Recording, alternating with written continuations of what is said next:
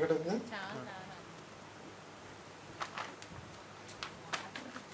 Part 1లో ఏమన్నారంటే gonna తీసుకొచ్చా. Part 1లో ఏమన్నారంటే మనందరికీ పరిచర్య జీవితం ఉంది, ఆధ్యాత్మిక జీవితం ఉంది. ఈ రెండు జీవితాలు ఒక రోజు అగ్నిలో దేవుడు వేసి పరీక్ష పెట్టబడుతున్నాడు. ఆ పరీక్షలో బూడిద అయిపోతే మన పరిచర్య మొత్తం నష్టపోతాము. అలా కాకుండా పరీక్షలో నిలబడితే మనం అందరం కూడా నిత్య జీవానికి వెళ్తామని, లాభం పొందుతామని కూడా మనం నేర్చుకోవడం జరిగింది. పార్ట్ 2లో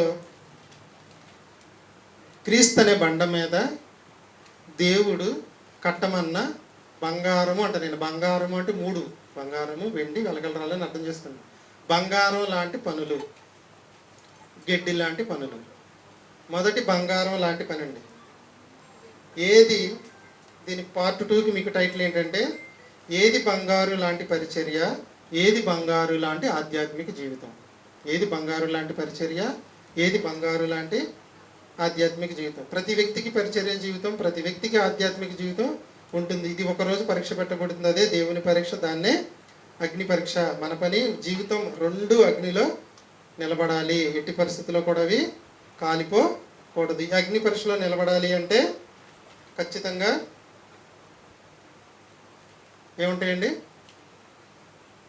కాలిపోనివి అయితేనే నిలబడతాయి, కాలిపోయేవైతే నిలబడవు. అవునా? ఈ రెండవ భాగంలో మనం నేర్చుకుందాం. ముందు మీకు చెప్పినట్టుగా 6 వస్తువుల పేర్లు చెప్పండి. 6 వస్తువులు లేదా 6 విషయాలు లేదా 6 విధానాలు. బంగారము, వెండి, వెలగలరాళ్ళు, కర్ర, గడ్డి, కొయ్యకాలు. బంగారము, వెండి, వెలగలరాళ్ళు నేను బంగారం అంటున్నాను, గడ్డి కర్ర, కొయ్యకాలనేమో గడ్డి అంటున్నాను. అవునా? కొందరి పని గడ్డి లాంటిది, కొందరి జీవితం గడ్డి లాంటిది. కొందరి పని బంగారం లాంటిది, కొందరి జీవితం బంగారం లాంటిది. బంగారం లాంటి పని, బంగారం లాంటి జీవితం జీవించిన వాడు దేవుని అగ్ని పరీక్షలో నిలబడతాడు.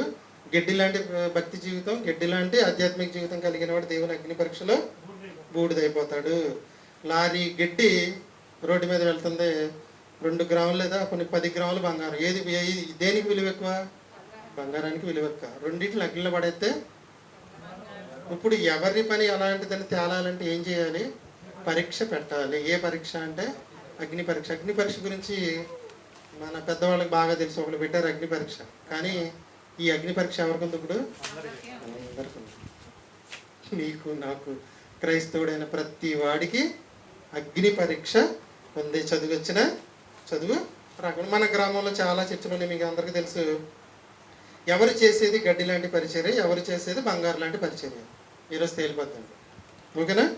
ఓకే, ఇప్పుడు తెలిసిపోద్దండి. ఇప్పుడు మీరు చేసేది గడ్డి అండి, మేము చేసేది బంగారం అండి, మీరు చేసేది బంగారం అండి, వాళ్ళు చేసేది గడ్డి అండి చెప్తే ఒప్పుకుంటారండి? అసలు ఒప్పుకోరు. ఇప్పుడు తేలుతుంది ఇది అగ్ని పరీక్షలో తేలుతుంది. లేదా దానికన్నా ముందు దేవుడు మనకి తన గ్రంథంలో ఏది గడ్డి లాంటి పరిచర్య, ఏది గడ్డి లాంటి జీవితం, ఏది గడ్డి లాంటి పరిచర్య జీవితం అనేది తెలియజేయడం అంతా కూడా మనం ఇప్పుడు నేర్చుకుందామండి. కొంతమంది ఏమంటారంటే మీ చర్చికి తక్కువ మంది వస్తున్నారు, ఇంకొంతమంది ఏమంటారు మా చర్చికి 1000 మంది వస్తున్నారు అంటారు. విన్నారు మాట ఎప్పుడైనా? అడిగితే వాళ్ళు చెప్పే సమాధానం ఏంటంటే మా దగ్గర మంచిగా బాగా జరుగుతుంది, అందుకని ఎక్కువ మంది వస్తున్నారు అంటారు. నేనేమంటానంటే గడ్డి అంటాను. నేను గడ్డి ఎంత ఉంటుందండి? ఎక్కడ పెడితే అక్కడ మొలుతుందా? గట్టిగా ఎండేస్తే అంతే, ఏముండదు. బంగారం అలా కాదు, కొంచెమన్నా నాణ్యంగా ఉంటుంది. దేవుడు పెట్టి అగ్ని పరీక్షకు నిలబడుతుంది. ఉదాహరణకి మన భక్తి జీవితం మొత్తం, మన ఆధ్యాత్మిక జీవితం మొత్తం దేనికి నిలబడాలి? దేవుడు పెట్టే అగ్ని పరీక్షకు నిలబడాలి. కాబట్టి ఇప్పుడు మనం బంగారం లాంటి పరిచర్య, బంగారం గురించి చెప్పడానికి కొన్ని మాటలు చెప్తాను మీకు. బంగారం ఎక్కడ దొరికిద్దండి? వెరీ గుడ్, భూగర్భంలో దొరికింది. గడ్డి ఎక్కడ దొరికిద్ది? ఎక్కడ పడితే అక్కడ దొరికింది, వద్దన్నా మురిసిపోద్ది. అవునా?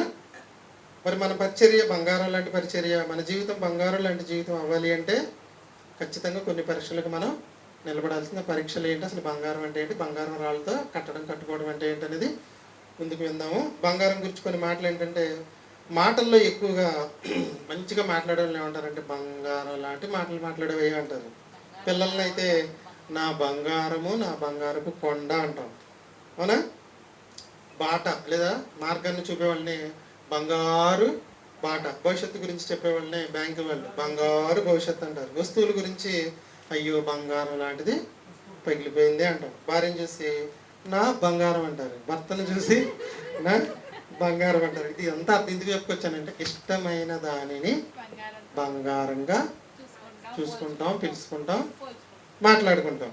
మరి దేవుడు కూడా మన జీవితాన్ని, మన పరిచర్య జీవితాన్ని, మన జీవితము 2 భాగాలని చెప్పారు. ఆధ్యాత్మిక జీవితం, పరిచర్య జీవితం, రెండింటిని కలిపి మన జీవితాన్ని దేవుడు బంగారం లాంటి జీవితం జీవించవరా అనాలి. అనాలంటే ఏం చేయాలో ముందుకి నేర్చుకుందాం. మన పరిచర్య జీవితం స్పీడ్గా చెప్పాలి, ఆధ్యాత్మిక జీవితం, ఈ 2 గుర్తుంచుకోవాలి మీరు. మన పరిచర్య జీవితం, ఆధ్యాత్మిక జీవితం బంగారంలా ఉండాలి అంటే ఎలాంటి పరిచర్య చేయాలి, ఎలాంటి జీవితాన్ని జీవించాలి అనేది మనం ఈ పార్ట్ 2లో నేర్చుకుందామండి. బంగారు వంటి పరిచర్య జీవితం, బంగారు వంటి ఆధ్యాత్మిక జీవితానికి ప్రమాణాల్లో మొదటి ప్రమాణం, రాసుకున్న వాళ్ళందరూ రాసుకోండి. మొదటి ప్రమాణం కీర్తనల గ్రంథం 19వ అధ్యాయం 9, 10 వచనాలు. మీ ఆధ్యాత్మిక జీవితం, మీ పరిచర్య జీవితం బంగారంతో క్రీస్తు అనే పునాది మీద బంగారంతో కట్టబడుతున్నారు అనడానికి మొదటి ప్రమాణం కీర్తనల గ్రంథం 19వ అధ్యాయం 9, 10 వచనాలు. యెహోవా యందైన భయము పవిత్రమైనది, అది నిత్యము నిలుచును. యెహోవా న్యాయ విధులు 19వ అధ్యాయం 9, 10 వచనాలు. న్యాయ విధులు సత్యమైనవి, అవి కేవలము న్యాయమైనవి. అది చూసుకోండి. అవి బంగారు కంటెను, విస్తారమైన మేలిమి బంగారము కంటెను కోరదగినవి. 11వ వచనం. వాటి వలన లాభము, సేవకుడు హెచ్చరిక నందును, గైకొనుట వలన గొప్ప లాభము కలుగును. అంటే పరీక్షకు నిలబడుతుందని అర్థం. 12వ వచనం. పొరపాటును కనుగొనగలము, క్షమించబడతాము. 13వ వచనం. దురాభిమాన పాపములో పడకుండా, ఇది మన దురాభిమాన పాపం అంటే మీకు ఆల్రెడీ ఒకసారి చెప్పేసి ఈ పాట మీద. దురాభిమాన పాపం అంటే ఏంటి? ఇతరుల అభిప్రాయాలను సహించలేని స్థితి, లేదా ఒక విషయం పట్ల విపరీతమైన గుడ్డి నమ్మకం, లేదా ఒక వ్యక్తి పట్ల విపరీతమైన గుడ్డి నమ్మకాన్ని కలిగి ఉండడమే దురభిమాన పాపము. ఇక ఆ మనిషి తప్పు చెప్పినా, ఒప్పు చెప్పినా, ఇతనుకున్న దురాభిమాన పాపం వల్ల ఎవరు ఏం చెప్పినా హిండ్రు అనమాట. దేవుడు వచ్చి దిగొచ్చి చెప్పినా నాకు ఆయన మీద నమ్మకం అంటారు. ఈ పాపలు మన ఎట్టి పరిస్థితుల్లో కూడా పడకూడదు. దురభిమాన పాపముల్లో పడకుండా నన్ను ఆపమని ప్రార్థించాడు దావీదు. అదే మీకు మొన్న 96వ క్వశ్చన్గా ఇవ్వటం అనేది జరిగింది. అందరు తప్పే రాశారు. ఇదంతా మనకు అవసరం లేదు, కానీ 9, 10 వచనాలు మాత్రం మనకు కావాలి. నీ ఆధ్యాత్మిక జీవితం, నీ పరిచర్య జీవితం క్రీస్తు అనే పునాది మీద బంగారంతో కట్టబడింది, పరీక్షకు నిలబడుతుంది అనడానికి మొదటి ఆధారం ఏంటంటే భయంతో న్యాయ విధులను అనుసరించి. చదవండి ఒకసారి 19వ అధ్యాయం 9, 10 వచనాలు. భయము అన్న భయభక్తులు అన్న ఒకటేనండి. భయభక్తులు కలిగి. రెండోది న్యాయ విధులు. ఇవి బంగారము కంటేను, విస్తారమైన మేలిమి బంగారము కంటేను కోరదగినవి. ఏవండి? భయము, భయము, న్యాయ విధులు. కీర్తనల గ్రంథం 19వ అధ్యాయం 9వ వచనం. ఏది బంగారం? దేవుని యందలి భయభక్తులు కలిగి ఆయన న్యాయ విధులను గైకొనుటయే బంగారం. దానికి మీకు వివరిస్తాను. నీ ఆధ్యాత్మిక జీవితంలో దేవుడు అంటే భయంతో కూడిన భక్తి ఉంటే నీ పరిచర్య జీవితం బంగారమే, నీ ఆధ్యాత్మిక జీవితం కూడా బంగారమే. అర్థమైంది నేను చెప్పిన లాజిక్? రెండోది, నీ ఆధ్యాత్మిక జీవితంలో దేవుని న్యాయ విధులను అనుసరించి నడిస్తే నీ భక్తి జీవితం బంగారమే, ఆధ్యాత్మిక జీవితం బంగారమే. నీ పరిచర్య జీవితంలో లేదా నీ ఆత్మీయ జీవితంలో దేవుడు అంటే భయం ఉందా? దేవుని న్యాయ విధుల ప్రకారమే జీవిస్తున్నాం అనేది ఎవరికి వాళ్ళని చూసుకోవాలి. అలా ఉంటే నా పరిచర్య జీవితం గోల్డ్, నా ఆధ్యాత్మిక జీవితం గోల్డ్, మీ పరిచర్య జీవితం గోల్డ్, మీ ఆధ్యాత్మిక జీవితం బంగారంతో సమానం. ఒకవేళ ఆ జీవితాన్ని దేవుడు తీసుకెళ్ళి అగ్నిలో వేసినా ఏమి కూడా చిక్కు చెదరదు. బంగారం భూమి పైన దొరకదు, మీ అందరికీ తెలిసి గిడ్డ ఎక్కడైనా దొరుకుతుంది. భూమి యొక్క అంతర్భాగాల్లోనికి వెళ్తేనే దొరుకుతుంది. అలాగే దేవుని వాక్యంలో ఉన్న విషయాలు మనకు అర్థం అవ్వాలి అంటే వాక్యపు లోతుల్లోనికి వెళ్తేనే అర్థమవుతుంది. కొరింథీయులకు రాసిన 2వ పత్రిక 10వ అధ్యాయం 7వ వచనం, సంగతులను మీరు పైనే చూచుచున్నారని అంటుంది. సంగతులను పైపైన చూస్తే గడ్డి లాంటి పరిచర్య, వాక్యంలో ఉన్న లోతుల్లోనికి వెళ్ళవలసిందే. ఈ మొత్తాన్ని కలిపి మనం ఒక మాట అనొచ్చు. న్యాయ విధులని పాత నిబంధనలో వాక్యాలు రాసుకొచ్చేటప్పుడు అప్పటికి 66 పుస్తకాలు లేవు. వాళ్ళు ఏమని రాస్తారంటే ధర్మశాస్త్రము, న్యాయ విధులు, ఇప్పుడు వాళ్ళ కాండాలు మాత్రమే ఉన్నాయి. కానీ కొత్త నిబంధనకు వచ్చినప్పుడు కలిపి ఏమన్నారంటే దీన్ని యోహాను సువార్తలో దేవుని వాక్యము అన్నారు. ఉదాహరణకి మొత్తానికి కలిపి మనం ఏమనుకోవచ్చు, బంగారు పునాది మీద బంగారంతో కట్టుకోవడం అంటే దేవుని వాక్యంతో మన జీవితాలని కట్టుకోవడం. మన గ్రామంలో క్రైస్తవులు చాలామంది ఉన్నారు కదండి. ఎవరినైనా మీరు ఒక్క మాట అడగండి అంతే, అయ్యా వరుస క్రమంలో బైబిల్ ఒక్కసారి పూర్తి చేసావా? చేయలేదండి. నువ్వు కాలిపోతావు, కాలితే బూడిదైపోతుంది నీ జీవితం మొత్తం. చేస్తే మొత్తం కంటిన్యూ అవుతుంది. ఓకేనా?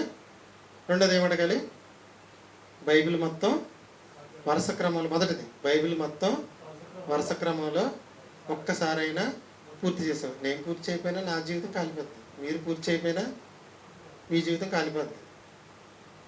క్రైస్తవుడికి మొట్టమొదటి క్రీస్తు మీద వేయబడిన పునాది ఏంటంటే, ఫస్ట్ వేసుకోవాల్సిన పునాది వాక్యము. దీని మీద తర్వాత నువ్వు ఏ బంగారు రాళ్ళని వేసుకుంటూ వెళ్ళు. ఇది లేదనుకోండి, నువ్వు ఏం చేసినా బైబిల్ చదవండి, బైబిల్ చదవండి, బైబిల్ చదవండి, బైబిల్ చదవండి, బైబిల్ చదవండి అని చెప్పేది ఎందుకు? ఇది బంగారు లాంటి పునాది మీద వేయబడే మొదటి బంగారుపు లాంటి రాయి ఏంటంటే దేవుని వాక్యము. దేవుని వాక్యము. మరి ఎంతమంది చదువుతున్నారండి బైబిల్ అంటే? ఎవరిని అడిగి చెప్పాము నేను బైబిల్ చదువుతున్నా అంటారు. చదవలేదని ఎవ్వరూ చెప్పరు. కొంతమంది క్యాలెండర్లో చదువుతారు, కొంతమంది ఎక్కడ చదువుతారు, కొంతమంది ఎక్కడ చదువుతారు, కొంతమంది టీవీలో వింటారు. కానీ గుర్తుంచుకోండి, మీ జీవితంలో కనీసం వరుస క్రమంలో 3 నెలలు పెట్టుకుంటారు, 6 నెలలు పెట్టుకుంటారు, 10 నెలలు పెట్టుకుంటారు, 10 ఏళ్ళు పెట్టుకుంటారు. మనలాగా మీ ఇష్టం. ఒక్కసారి బైబిల్ చదవటం పూర్తి చేయాల్సిందే. ఎంత ముచ్చట పడిపోతాడండి దేవుడు. ఒక్కసారి బైబిల్, అది ఎవరికి వాళ్ళు మీ మనస్సాక్షిని ఆధారం పెట్టుకుని చదువుకోవటమే. లేదు మీకు కుదరదు అంటే చక్కగా నేను చదివిస్తున్నాను. 10 సంవత్సరాల్లో మీకు 6 నెలలు టైం ఇచ్చాను. కీర్తనలు 150 అధ్యాయాలు, 1 తిమోతి 2 తిమోతి 6 నెలలు 10 అధ్యాయాలు, 160 అధ్యాయాలు. ఎంతమంది చదివారనేది మీకే తెలుసు. పరీక్షకి ఎలాగో రాను అనుకున్న వాళ్ళు మాత్రం ఖచ్చితంగా చదవని నేను చెప్పేస్తున్నాను, ఎలాగ పరీక్షకి వెళ్ళం కదా అని. కానీ దేవుని పరీక్ష మాత్రం ఖచ్చితంగా నువ్వు వస్తానన్నా రానన్నా సరే కుదరదు, అగ్నిలో వేయబడుతుంది. ఇంకో మాట దగ్గరికెళ్తే ఎంతమంది బోధకులు చదివారు? నేనండి అప్పుడు అక్కడ వరకు వచ్చేసాను, తర్వాత ఇక్కడ వరకు వచ్చేసానండి, తర్వాత ఇక్కడ వరకు వచ్చేసానండి, అయిపోయిందండి. గుండెల మీద చేసుకుని చెప్పాలండి. చదవట్లేదండి ఎవరు. వాళ్ళు చేసే పరిచర్య జీవితం, భక్తి జీవితం మొత్తం ఏమైపోతుందండి? కాలిపోతుంది. చాలా జాగ్రత్తగా ఉండండి. మీరు కూడా ఈ రోజు నుంచి అయినా జాగ్రత్తగా ఉండండి. బైబిల్ని బాగా చదవండి. బైబిల్ని బాగా చదవండి. ఈరోజు స్మార్ట్ ఫోన్ ఉంటే బైబిల్ చదవక్కర్లా, జస్ట్ అలా నొక్కితే మొత్తం బైబిల్ అంతా వరుసలో వచ్చేస్తుంది. కూర్చుని వినడమే. Bible audio, Telugu Bible audio app అని ప్లేస్టోర్లోకి వెళ్తే ఫ్రీగా డౌన్లోడ్ చేసుకోవచ్చు. జస్ట్ అలా నొక్కితే వరుసన బైబిల్ మొత్తం వచ్చేస్తుంది. చక్కగా చదవ, మనం వింటే చదివినట్టే కదా. అయ్యో చక్క వరుస క్రమంలో వచ్చేస్తుంది. నీకు ఆకలేస్తుంది, జస్ట్ అలా నొక్కితే ఆగిద్ది. నువ్వు ఆనందినని మళ్ళీ కూర్చోవచ్చు, లేదు రేపు వినొచ్చు, ఎల్లుండి వినొచ్చు. ఎలాగైనా సరే నీ పరిచర్య జీవితం, భక్తి జీవితం కాలిపోకుండా ఉండాలి అంటే వరుస క్రమం కనీసం ఒక్కసారైనా చదవాలి. లేదు అంటే మనం పరీక్షలు పెట్టుకుంటున్నాం కాబట్టి చక్కగా ఇలాగైనా 10 ఇయర్స్లో పూర్తి చేయొచ్చు. మరి ఒంగూరులో ఇన్ని చర్చిలు ఉన్నాయి కదండి, చాలా ఉన్నాయి. ఎవరైనా బైబిల్ని వరుస క్రమంలో ఒకసారి చదివించాలని సంఘాన్ని పురికొల్పి ఎగ్జామ్స్ పెట్టి 13,500 రూపాయలు ఇచ్చానండి పొద్దున్న. దీనికి తప్ప నేను దేనికి కూడా ప్రైజ్లో తెలుసు కదా మీకు. తర్వాత ఆగస్టు 15 జరిగింది, ₹1 ఇవ్వం. తర్వాత అక్టోబర్లో జరిగింది, ₹1 ఇవ్వం. కానీ జూన్లో జరిగేదానికి, డిసెంబర్లో జరిగేదానికి ₹1,000 ఎందుకు ఇస్తున్నాము అంటే మాకు డబ్బులు ఎక్కువే కాదు.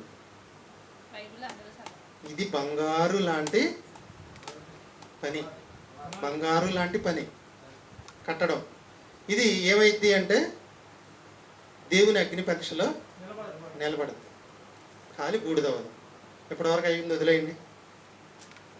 ఇక నుంచి అయినా చక్కగా మన ఎగ్జామ్స్ తర్వాత నెక్స్ట్ ఎగ్జామ్ ఏంటి చెప్పండి. నిన్న ఎగ్జామ్ అయింది కానీ చెప్పేస్తున్నాను. నెక్స్ట్ నీకు తెలియదు. నెక్స్ట్ పుస్తకం ఏంటి? సామెతలు. అటు నెక్స్ట్ పుస్తకం ఏంటి? తీతు పత్రిక. చదివేసుకుని 34 అధ్యాయాలు సామెతలు. 35 31 అంటే సామెతలు 31. తీతు పత్రిక అదిగో కృష్ణ కానీ, కావ్య కానీ, హరిబాబు కానీ, కోటేశ్వరి కానీ, నాగలక్ష్మి కానీ, ప్రసాద్ కానీ, లేఖన కానీ 6 నెలల్లో వాళ్ళు ఓపుకున్నంత వరకు ఎంతవరకు కష్టపడగలిగారో అంతవరకు కష్టపడాలి. మీ కష్టం మొత్తం దేవుడు అగ్ని పరీక్షలో నిలబడుతుంది తప్పితే కాలిపోదు. ఆ సమయాన్ని మీరు వేరు వేరు పనులకు ఉపయోగించుకోవచ్చు. వాటికి ఉపయోగించుకుంటే అవన్నీ కాలిపోయాయి. కృష్ణ అయితే నేను ఇచ్చింది ఒక మెటీరియల్ అయితే ఆయన ఇంకో మెటీరియల్ తయారు చేశాడు. నాదొక క్వశ్చన్, ఆయనదొక క్వశ్చన్, నాదొక క్వశ్చన్, ఆయనదొక క్వశ్చన్. కష్టం మొత్తం ఏమైతే చెప్పండి, అగ్ని పరీక్షకు నిలబడుతుంది. కాబట్టి దేనికి కూడా మీరు భయపడవలసిన పని లేదు. వన్ అండ్ ఓన్లీ అంటే అర్థం ఏంటి? మనం మాత్రమే వాక్యాన్ని సంఘ సభ్యులకు వరుస క్రమంలో చదివించడం, నేర్పించడం అనేది చేస్తున్నాం తప్పితే ఇంకెక్కడ కూడా ఇది జరగడం లేదు. అంటే పరీక్ష పెట్టడం అనేది ఈజీ అనుకోవద్దండి, చాలా కష్టం అండి. అసలు మెటీరియల్ అవ్వడం ఇంకా కష్టం. ఎగ్జామ్ పెట్టడానికి నాకు 2 రోజులు ఇంట్లో పడుకుని కూర్చున్నా క్వశ్చన్ పేపర్ ఎలా ఇవ్వాలి, ఎలా మబ్బి పెట్టాలి. కానీ ముందే చెప్పాను మీకు, మెటీరియల్లో ఇస్తానని 95 క్వశ్చన్లు అయ్యే ఇచ్చేసాను. ఒక 5 మాత్రమే విడిగా ఇవ్వడం అనేది జరిగింది. ఇప్పుడు చెప్పండి, బంగారు లాంటి పని ఏంటండి? భయభక్తులు కలిగి న్యాయ విధులను అనుసరించాలి. ఒకటి నువ్వు చెయ్యాలి అంటే ముందు దాని గురించి నువ్వేం చేయాలి? చదవాలి. ఇప్పుడు డ్రైవింగ్ టెస్ట్కి వెళ్ళాలి, పెదవే కదా ఏమన్నా జ్ఞానంపేట వెళ్ళాలి. ముందు వాడు రూల్స్ ఇస్తాడా? రైట్ అని, లెఫ్ట్ అని, టెస్ట్కి వెళ్ళాలి, ఇవన్నీ ఉంటాయా?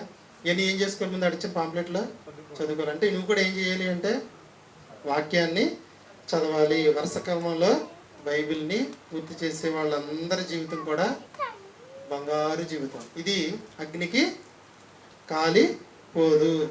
చదివిన దానికి మాత్రం ఖచ్చితంగా కూడా పరీక్షకు నిలబడుతుంది. ఎంతమంది రాయగలిగి ఉండి కూడా రాయలేరు అనేది మీకే చెప్తుంది. మీ పనులను బట్టి, మీ అవసరాలను బట్టి చూసుకోండి.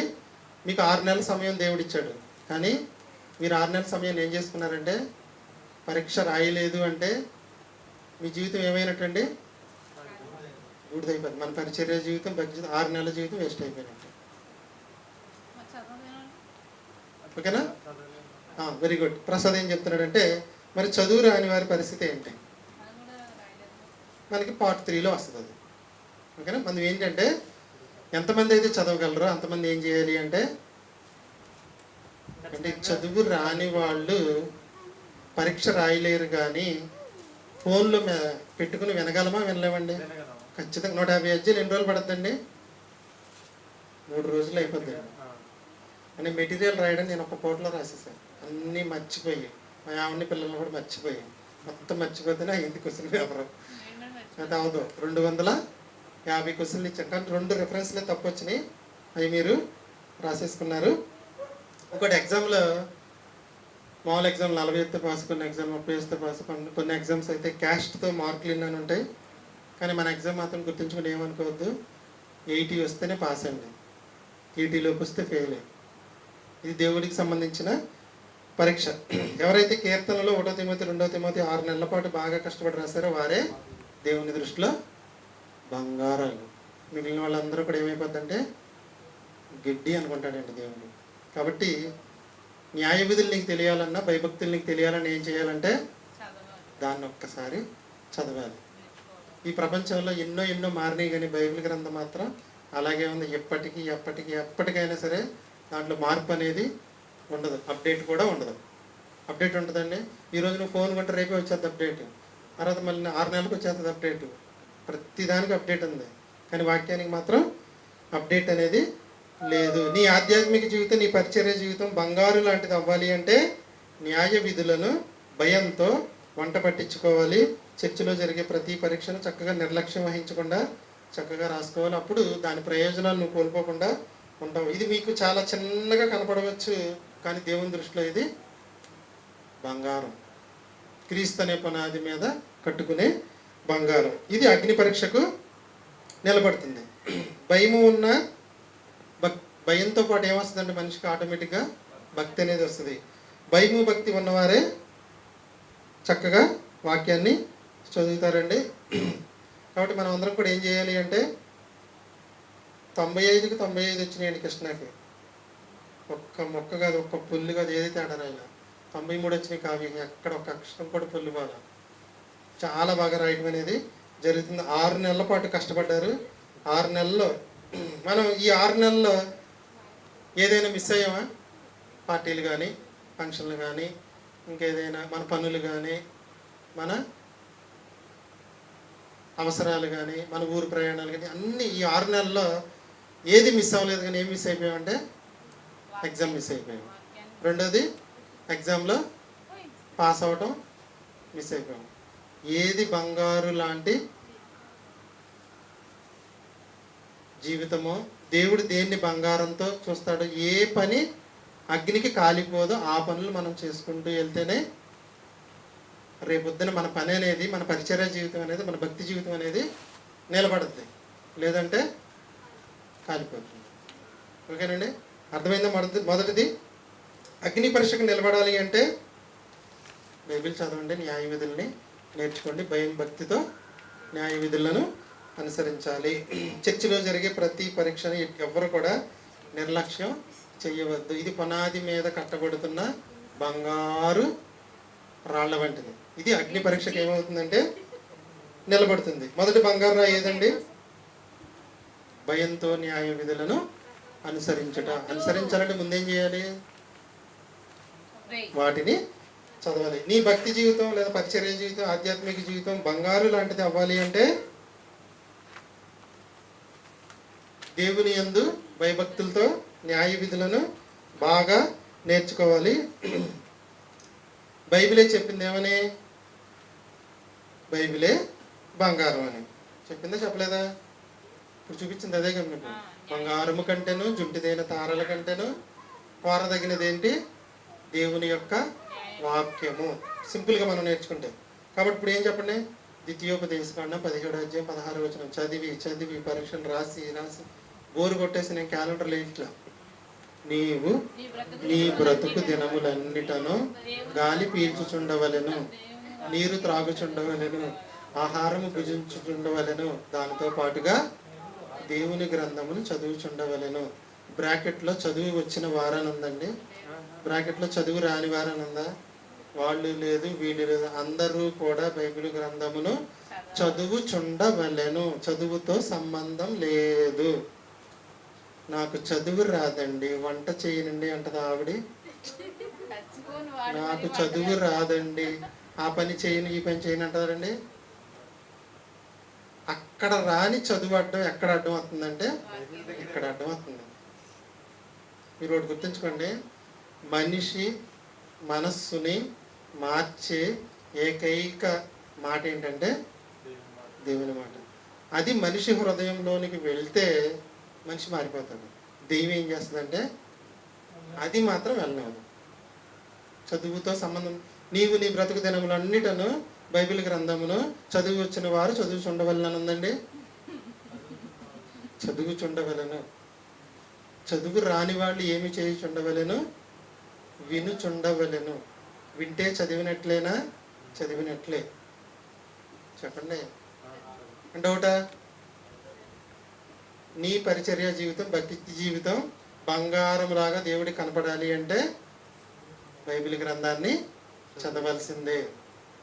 పరీక్షలు రాసే అవకాశం ఉన్న వాళ్ళందరూ పరీక్ష రాయాల్సింది. హరిబాబుకి ఎన్నో పనులు ఉన్నాయండి. హరిబాబు ఫస్ట్ వచ్చేవాడు, కానీ ఒక ప్రశ్న అతను రాసుకోవడమే తప్పు రాసుకున్నాడు. నేను ముందే చెప్పాను, నాకు ఈసారి ఇద్దరు ఫస్ట్ వస్తారు, ఎక్స్ట్రా డబ్బులు కూడా రెడీ చేసుకున్నాను అని కూడా చెప్పాను. నేను కృష్ణాని హరిబాబు ఇద్దరిని వేసుకున్నాను, కానీ ఇతను రాసుకున్న ఆన్సర్ తప్పైంది. ఓకేనండి. నీవు నీ బ్రతుకు దినములన్నిటను బైబిల్ గ్రంథమును చదువుచుండవలను. చిన్నగా వేసుకుని చక్కగా ఇంట్లో పెట్టేసుకోండి. ఈ పని అగ్ని చేత కాల్చివేయబడదు, బూడిదవ్వదు. బైబిల్ చదవకుండా మనం ఎంత చేసినా, ఎన్ని పనులు చేసినా ఏమవుతాయి అంటే అవి ఎందుకు కాలి బూడిదైపోతాయి తెలుసా? మనం ఏం చేస్తున్నామో తెలియదు, ఏం చెయ్యాలో తెలియదు, ఎందుకు చేస్తున్నామో తెలియదు, ఎలా చేయాలో తెలియక ఏం చేస్తామంటే ఎవరి మీద ఆధారపడతాం.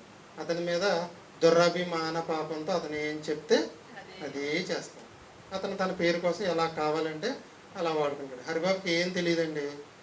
నాకు హరిబాబుని ఎన్ని రకాలుగా వాడుకుంటాను, అన్ని రకాలుగా వాడుకుంటాను నేను. ఎందుకని ఏం తెలియదుగా. కాబట్టి మీరు వాక్యాన్ని ఒక్కసారి వరుస క్రమంలో వినండి. వాక్యం మనసులోకి వెళ్ళిన కొద్దీ మన జీవితం ఏమవుతుందంటే మారుతుంది. సంగతిని ఇప్పుడు కూడా పైపైనే చూడవద్దు. ఒకసారి చూడండి, కొరింథీయులకు రాసిన మొదటి పత్రిక 3:11-14 ఫస్ట్ ఇందాక చదివింది 3:11-14 వరకు. ఈ 6 నెలలలో నీవు ఎంతవరకు అయితే బైబిల్ చదివావో, ఆ న్యాయ విధులను ఎంతవరకు అయితే పాటించావో, నీ 6 నెలల జీవితంలో ఏ ఏ విషయాలకైతే నువ్వు దేవునికి భయపడ్డావో అది బంగారు లాంటి జీవితం. మిగిలిందంతా గడ్డి లాంటి జీవితం. ఇది మాత్రమే దేవుని పరీక్షలో నిలబడుతుంది. ఇక నుంచి అయినా భయభక్తులతో న్యాయ విధులను అనుసరించడమే బంగారు లాంటి కట్టడం, బంగారు లాంటి జీవితం. ఈ జీవితాన్ని చూసి దేవుడు ఏమంటాడండి? బంగారు కొండ అంటాడు. మన పిల్లల్ని అన్నట్టుగా నా బంగారుపు కొండే 95కి 95 తెచ్చుకున్నావు అంటాడు కృష్ణాని. చదువుతున్నావు అనుకోండి, నా బంగారుపు కొండే, నా బైబిల్ గ్రంథాన్ని నువ్వు చదువుతున్నావు అనుకుంటాడు. దేవుడు పెట్టే అగ్ని పరీక్షకు నిలబడాలి అంటే నీ భక్తి జీవితం, ఆధ్యాత్మిక జీవితం బైబిల్ గ్రంథాన్ని చదవాలి. ఏమండి నేను ఒకసారి చదివేశానండి అంటే కుదిరిద్దండి? అన్నం తినేసానంటే రేపు తింటలేదా? గాలి పీల్చేసినట్టు రేపు పీల్చడం, నీరు తాగేసినట్టు రేపు తాగట్లేదా? అందుకని బైబిల్లో దేవుడు ఈ మాట కూడా రాయించాడంటే బ్రతుకు దినములన్నిటను. ఎవరైనా మీకు నిలబడి నేను బైబిల్ 7 సార్లు చదివా, 100 సార్లు చదివా, 99 సార్లు చదివా, 66 పుస్తకాలు 66 సార్లు చదివా నమ్మకండి. ఏం చెప్పాలి అంటే బ్రతుకు దినములన్నిటను బైబిల్ గ్రంథము చదువుచుండవల్లని చెప్పాలి. అది కరెక్ట్ మాట బైబిల్ గ్రంథం నుంచి. ఓకేనండి. అంటే బంగారు లాంటి దేవుని మాటలను నేర్చుకోవడానికి ఎప్పుడు కూడా ఏం చేయకూడదంటే నిర్లక్ష్యము చేయకూడదు. దేవుడు నిన్ను బంగారం అనాలి. ఏమనాలి? బంగారం. అంతేగాని ప్రకటన గ్రంథం 3:17 ప్రకటన గ్రంథం 3:17 దౌర్భాగ్యుడవు, దిక్కుమాలినోడువి దేవుడు అన్నాడు. ఏం కాదు, చూసుకోండి. లవోదికే సంఘంలో ఉన్న వాళ్ళని ప్రకటన గ్రంథం 3:17 కావ్య నాకు కొంచెం మర్చిపోవా.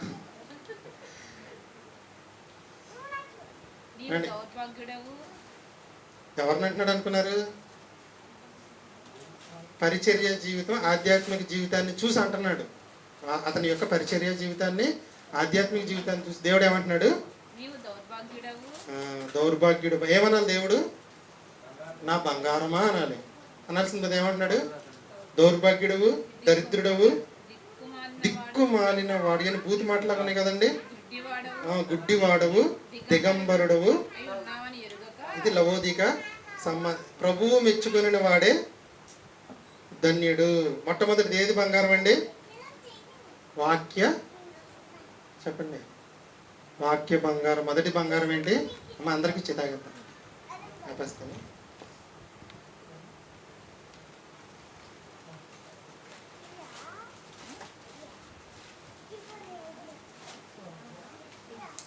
చాలా బాగున్నాయమ్మా. కీర్తన గ్రంథం 137:9 చూస్తే అందరు కొంచెం కావ్య మజ్జిగ చేసుకొచ్చి తాగేసిన తర్వాత మనం దీని గురించి మాట్లాడుకుందాం. మొదటి బంగారం ఏంటి? వాక్యము. దీంట్లో 2 ఉన్నాయి. మొదటిది ఏంటంటే వాక్యాన్ని చదవటం, భయభక్తులతో న్యాయ విధులను కనుగొనటం. రెండోది కూడా ఉంది, చెప్తాను. సరే అందరూ మజ్జిగ తీసుకుంటే. ఈ లోపల కీర్తన గ్రంథం 137:9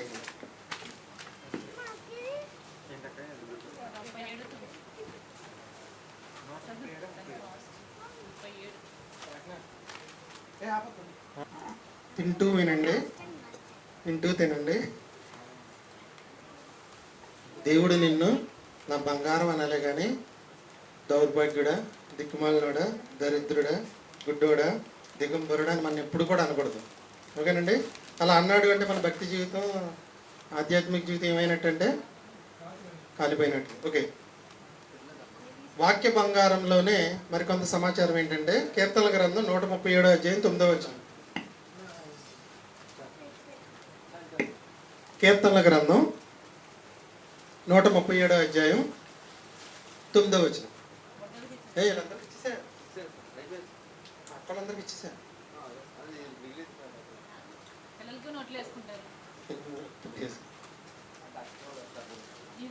ఇగో అక్కడికి ఇచ్చాను, 4 ఇచ్చానమ్మా, అందరికి ఇచ్చేసాం. కీర్తనల గ్రంథం 137:9 చదవగలిగిన వాళ్ళు చదవండి. నీ పసిపిల్లలను పట్టుకొని వారిని బండకు వేసి కొట్టువాడు ధన్యుడు.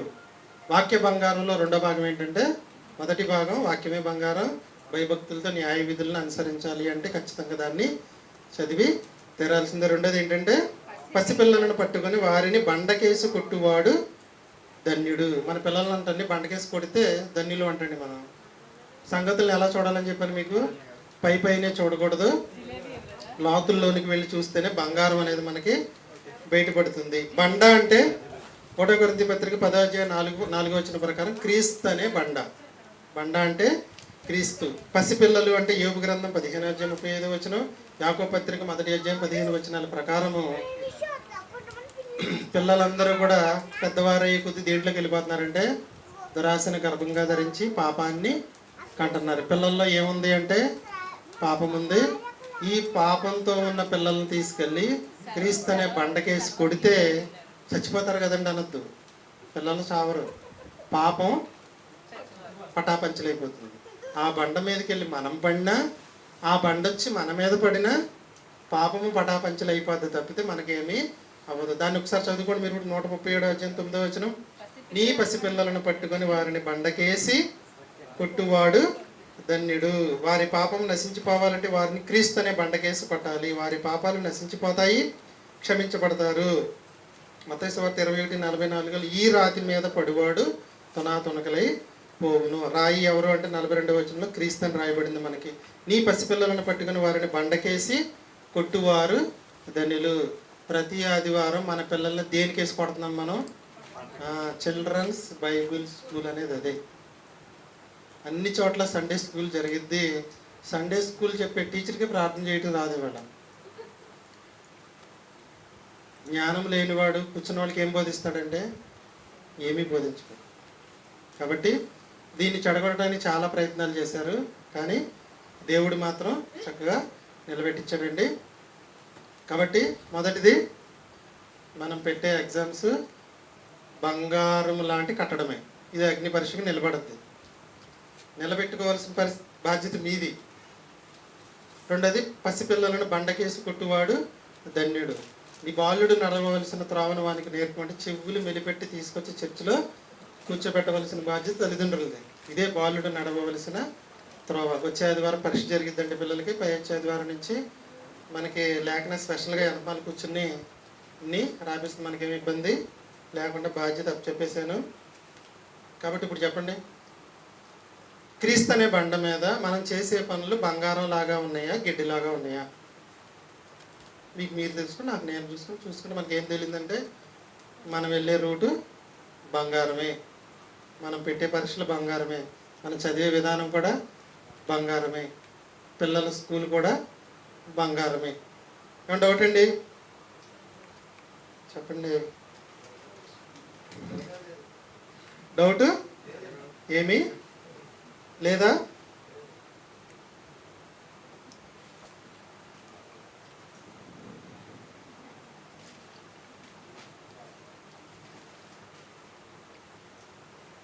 పార్ట్ 3లోకి వెళ్ళిపోదాం. పార్ట్ 3 10 నిమిషాలు అయిపోతే ముగించేస్తుంది. ప్రసాద్ సార్ అంటే భాగాలుగా విభజించకపోతే యూట్యూబ్లో అప్లోడ్ చేయడం కష్టం.